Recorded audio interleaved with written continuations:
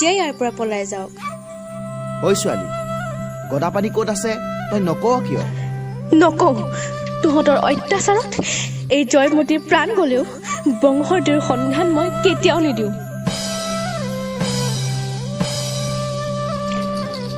আইদেউ, আপোনাৰ ত্যাগৰ বিনিময়ত আমি আজি জয়মতী চিনেমাখনৰ শ্বুটিং সম্পূৰ্ণ কৰিলোঁ। আমি আপোনাৰ ওচৰত চিৰকৃতজ্ঞ।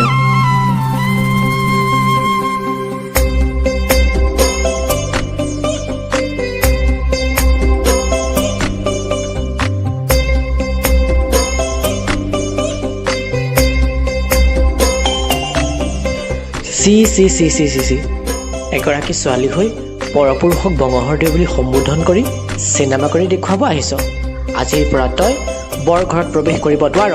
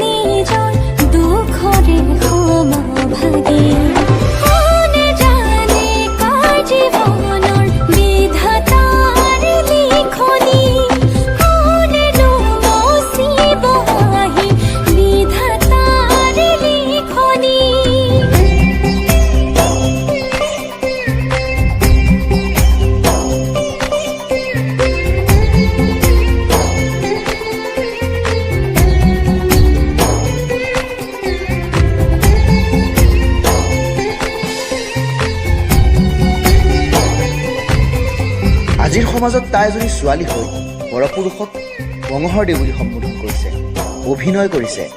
তাই আমাৰ সমাজলৈ কলংক সানি আনিছে।